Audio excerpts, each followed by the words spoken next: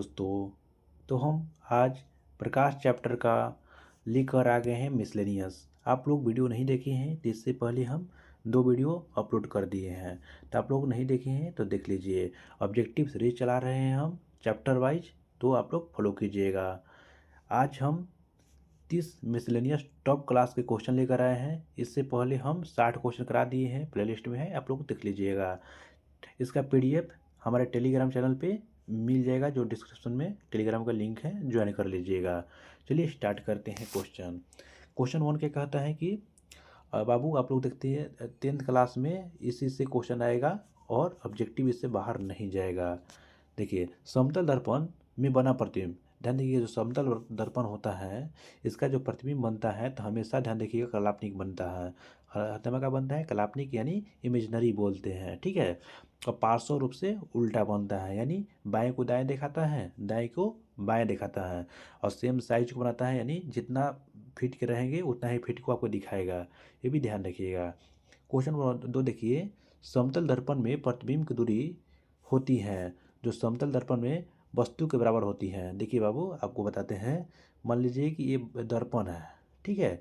आप यहाँ पे खड़े हुए हैं तो आपको ऐसा महसूस होगा कि दर्पण में भी हम यहाँ पे हैं, ठीक है ना। तो इसको हम समान दूरी कहते हैं, ठीक है। ध्यान रखिएगा। 3 नंबर क्वेश्चन देखिए कि अवतल दर्पण का उपयोग किस में होता है। अवतल दर्पण जो होता है उसका उपयोग, ध्यान रखिएगा, सौर कुकर में होता है। किस में? सौर कुकर में होता है। और ध्यान रखिएगा, जो डॉक्टर होता है आँख नाक कान, उसमें भी इलाज के लिए अवतल दर्पण का प्रयोग करते हैं। 4 नंबर क्वेश्चन देखिए, उत्तल दर्पण का उपयोग वाहनों में क्यों किया जाता है। उत्तल दर्पण, ध्यान रखिए बाबू कि जो आप लोग बाइक चलाते होंगे, ठीक है, तो बाइक में जो शीशा होता है इसमें उत्तल दर्पण लगा हुआ रहता है। क्यों? क्योंकि बड़ी बड़ी गाड़ियों को छोटा आकार में दिखाने के लिए होता है, ठीक है। तो वास्तविक क्षेत्र को, मतलब कि अधिक क्षेत्र दिखाने के लिए, मतलब कि बहुत बड़ा चीज़ को छोटा करके दिखाना उसका काम होता है, ठीक है। चलिए आगे चलते हैं। 5 नंबर क्वेश्चन, दर्पण की फोकस दूरी होती है, बताइए। दर्पण की जो फोकस दूरी, तो ध्यान रखिएगा, ऑप्शन नंबर ए होता है वक्रता की त्रिज्या की आधे। यानी देखिए देखिए बाबू, आपको बताते हैं। ये मान लीजिए कि दर्पण है, क्या है, दर्पण ले लेते हैं यहाँ पे। और यहाँ पे कोई प्रकाश पड़ता है तो यहाँ पे फोकस से कटता है, किससे? फोकस से रिटर्न हो जाएगा, ठीक है ना। तो ये पोल होता है, ध्रुव होता है, इसको ये फोकस होता है, और ये क्या होता है, सेंटर होता है। तो देखिए, तो क्या होता है, C=2F होता है फॉर्मूला, आप लोग जानते होंगे, ठीक है। चलिए आगे चलते हैं। 6 नंबर क्वेश्चन, वास्तविक प्रतिबिंब प्राप्त होता है। जो वास्तविक प्रतिबिंब कहाँ प्राप्त होता है बाबू, तो ध्यान देखिएगा, अवतल दर्पण में वास्तविक प्रतिबिंब प्राप्त होता है। लेकिन उत्तल दर्पण बोलेगा तो इमेजनरी यानी काल्पनिक प्रतिबिंब बनता है, ठीक है। और 7 नंबर क्वेश्चन देखिए, उत्तल दर्पण द्वारा बना प्रतिबिंब, अभी पता है उत्तल दर्पण में काल्पनिक बनेगा, ठीक है। तो ध्यान देखिएगा, ऑप्शन नंबर बी हो जाए काल्पनिक, और सीधा बनता है। ध्यान देखिएगा। देखिए बाबू, एक बात बताते हैं, जहाँ काल्पनिक आपको नजर आए हमेशा इसके साथ में सीधा हो जाएगा। काल्पनिक हमेशा सीधा होता है, ठीक है। वास्तविक हमेशा उल्टा होता है, ये भी आप लोग ध्यान रखिएगा। ऑप्शन में जहाँ रहे काल्पनिक, काल्पनिक के साथ में उल्टा रहे, गलत होगा। काल्पनिक के साथ में हमेशा सीधा ही रहता है, और वास्तविक के साथ में कभी सीधा नहीं होगा, वास्तविक के साथ में हमेशा उल्टा ही होता है, ठीक है। तो ध्यान रखिएगा सब चीज़। 8 नंबर क्वेश्चन देखिए, प्रकाश का वह गुण जिसमें वस्तु दिखाई देती है, बताइए। प्रकाश का कौन सा गुण है जिसमें वस्तु दिखाई देती है, तो परावर्तन का नियम पे दिखाता है वस्तु, ठीक है। ध्यान रखिए बाबू। 9 नंबर क्वेश्चन देखिए, लेंस का अर्धमान बराबर होता है। जो लेंस होता है उसका जो वर्धमान होता है किसके बराबर होता है, तो ध्यान रखिएगा, तो V/U के बराबर होता है। M= यानी मैग्निफिकेशन V/U, यानी यू भी क्या होता है बाबू, ध्यान रखिएगा। जो आप लोग ऑब्जेक्ट रखते हैं ना, मान लीजिए कोई वस्तु रखते हैं, वस्तु की ऊंचाई होती है, ये यू होता है वस्तु की ऊंचाई। और जो इमेज बनेगा, उसका जो प्रतिबिंब बनेगा उसको भी कहते हैं, ध्यान रखिएगा, ठीक है। तो वही इमेज बटा में ऑब्जेक्ट की ऊंचाई हो जाता है, उसको हम V/U कहते हैं, ठीक है। देखिए 10 नंबर क्वेश्चन देखते हैं, उत्तल लेंस का फोकस होता है, बताइए। उत्तल लेंस का जो फोकस होता है क्या होता है, ध्यान रखिएगा, वास्तविक होता है। उत्तल का फोकस, ध्यान रखिए बाबू, देखिए ये होता है ऐसे उत्तल लेंस, ठीक है। जो इसका फोकस कहाँ होगा, यहाँ पे होगा, ठीक है। तो इसका वास्तविक हो जाएगा, क्या हो जाएगा, तो ध्यान रखिएगा वास्तविक हो जाएगा। चलिए बाबू आगे चलते हैं। 11वां क्वेश्चन देखिए, अवतल लेंस का फोकस क्या होता है? तो अवतल लेंस का फोकस ध्यान देखिएगा, इसका काल्पनिक हो जाता है। क्या होता है बाबू? काल्पनिक। अवतल लेंस कैसे बनता है? ऐसे बनता है, ध्यान देखिएगा, ऐसे बनेगा, ठीक है। तो इसका जो फोकस होगा उल्टा बने, मतलब कि काल्पनिक हो जाता है। चलिए आगे चलते हैं। लेंस की क्षमता की इकाई क्या होती है? लेंस की क्षमता की इकाई ऑप्शन नंबर सी हो जाएगा, डेप्टर हो जाता है। क्या होता है? डेप्टर, ठीक है। क्षमता कैसे निकालते हैं? P is equal to 1/F निकाल देते हैं, ठीक है। तो ध्यान देखिएगा, P is equal to 1/F होता है। 13 नंबर क्वेश्चन देखिए, लेंस की क्षमता किस पर निर्भर करती है? तभी बताया है, तो फोकस दूरी पे, यानी वो P is equal to 1/F होता है ना बाबू। तो देखिए, अगर ये फोकस मतलब कि पावर को बढ़ाइएगा तो ये घटेगा, ठीक है ना। तो जो फोर्स होता है इसको बढ़ाइएगा तो ये घटेगा, ठीक है। तो ध्यान देखिएगा।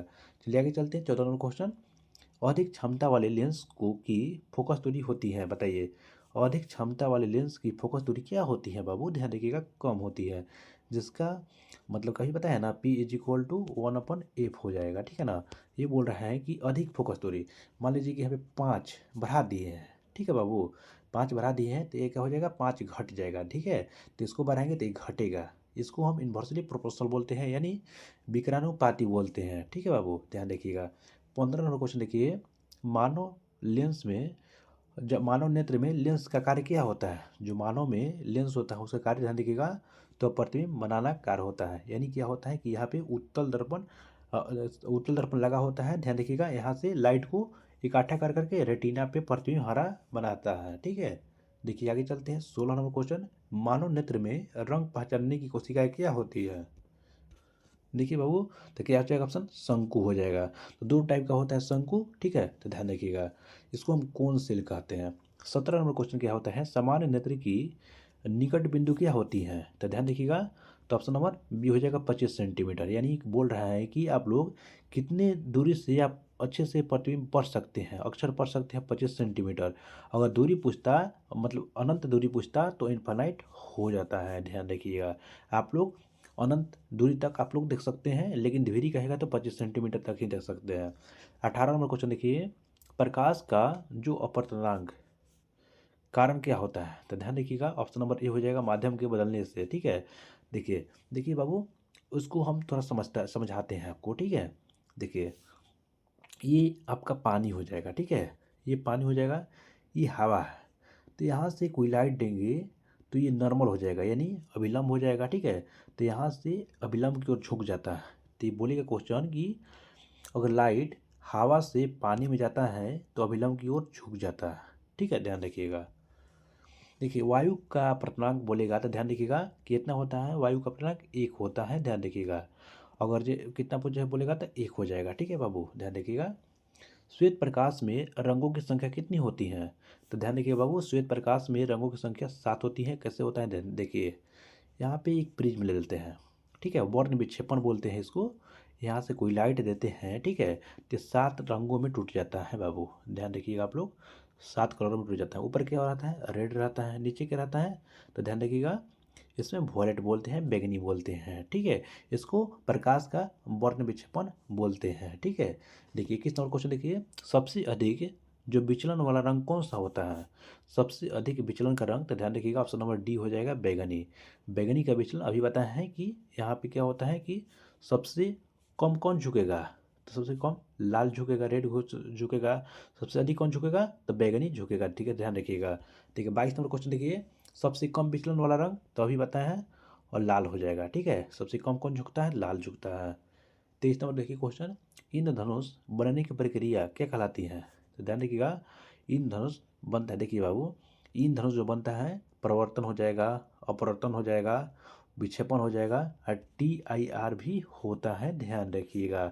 टोटल इंटरनल रिफ्लेक्शन होता है, ठीक है, ठीक है। तो ध्यान रखिएगा, सभी कारणों से इंद्रधनुष बनता है। लेकिन ऑब्जेक्टिव क्वेश्चन में आएगा कि इंद्रधनुष कब नहीं बनता है बाबू? ध्यान रखिएगा, 12 बजे दिन में इंद्रधनुष कभी नहीं बनता है। इंद्रधनुष कभी बनता है? तो सूर्य के विपरीत साइड में बनता है, आप लोग ध्यान रखिएगा। देखिए 24 नंबर क्वेश्चन देख लेते हैं, रेटिना पर बनने वाला प्रतिबिंब कैसा होता है, बताइए। तो वास्तविक हो जाएगा और उल्टा हो जाता है। जो हम लोगों की आंख में प्रतिबिंब बनता है तो वास्तविक देखते हैं और उल्टा। अभी बताया है, जहाँ आप लोग वास्तविक देखिएगा तो वास्तविक के साथ हमेशा उल्टा आ जाएगा। क्लापनी के साथ में सीधा हमेशा खड़ा रहता है, ठीक है ना, सीधा रहता है, ठीक है बाबू, ध्यान देखिएगा। निकट दृष्टि दोष का उपयोग होता है, बताइए निकट दृष्टि दोष में किसका उपयोग करते हैं? तो ध्यान देखिएगा, ऑप्शन नंबर बी हो जाएगा, अवतल लेंस का हम प्रयोग करते हैं। अवतल लेंस का प्रयोग निकट दृष्टि दोष में हम करते हैं, ठीक है। देखिए निकट, निकट 3 अक्षर का है, तो अवतल 4 अक्षर का है, ठीक है, 3 से 4 बन जाता है। अगर जो बोलता है कि जो दूर दृष्टि बोलता है, ठीक है ना, दूर में तो 2 अक्षर का है तो उत्तल हो जाता है, उत्तल 3 अक्षर का हो जाता है, ठीक है बाबू, ध्यान रखिएगा, ट्रिक है। 26 नंबर क्वेश्चन क्या कहता है कि दूर दृष्टि दोष को उपयोग करते हैं। देखिए 2 अक्षर है दूर, तो 3 अक्षर में क्या हो जाएगा, उत्तल लेंस, ठीक है, तो उत्तल लेंस का प्रयोग करते हैं, ऑप्शन नंबर सी हो जाएगा।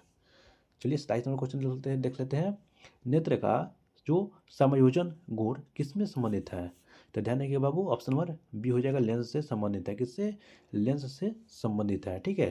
देखिए 28 नंबर का क्वेश्चन क्या कहता है कि सूर्य का प्रकाश होता है, बताइए जो सूर्य का प्रकाश होता है, तो ऑप्शन नंबर सी हो जाएगा, बहुवर्णीय होता है। यानी सूर्य का जो प्रकाश होता है 7 चरणों में होता है, ठीक है, 7 प्रकार के होते हैं, और इसमें अभिव विगियोर होता है, ठीक है। 29 नंबर क्वेश्चन देखिए आप लोग, प्रकाशीय यंत्रों में लेंस का सिद्धांत किसने दिया था?